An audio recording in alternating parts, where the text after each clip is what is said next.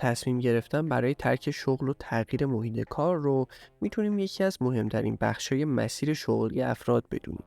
بروز مشکلات و چالش‌ها توی محیط کار هیچ وقت قابل اجتناب نیست و توانایی کار کردن تحت چنین شرایطی یکی از مهارت‌های لازم برای موفقیت توی شغله.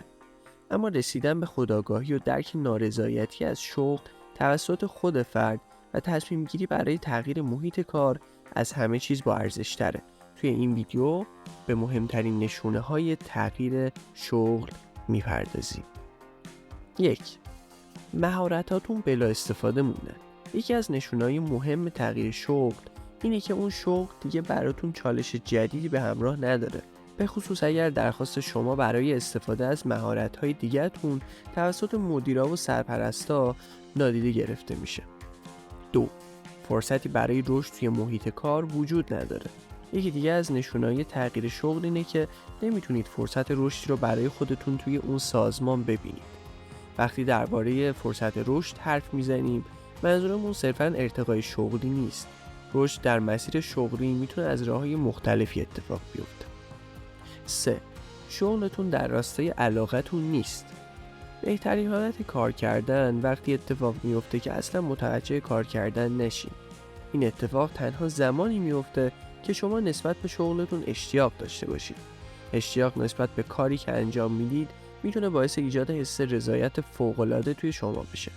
از طرف دیگه وقتی با علاقه به کار مشغول هستین، بهره‌وری بالاتری دارین و خروجی‌های بهتری هم خواهید داشت. در غیر این صورت بعد مدتی احساس میکنید که مهارتاتون در حال تلف شدنن و از علایقتون فاصله گرفتید. اینجاست که باید کم کم به فکر تغییر شغلتون باشین. محیط کارتون سمیه. محیط کار ناسالم میتونه روی مسیر حرفه‌ای و رضایت شغلی شما تأثیر منفی بذاره.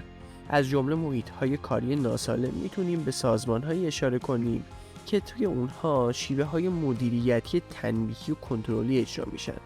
بی‌اعتمادی و عدم صداقت وجود داره، کارمندا تحقیر میشن یا مورد تعرض قرار میگیرن. و 5. حد و مرزهای اخلاقیتون زیر پا گذاشته میشه. اگر برای انجام مسئولیت‌های شغلی خودتون مجبور هستین اصول اخلاقیتون رو زیر پا بذارین، بهتره به تغییر محل کار فکر بکنید. حتی اگر به نظر میرسه برای از دست ندادن شغلتون ناچار هستین چارچوب‌های اخلاقی خودتون رو نادیده بگیرین، بهتره به این فکر کنین که چنین شرایطی میتونن در پیدا کردن شغل‌های بعدی و مسیر حرفه‌ای شما تأثیر منفی بذارن.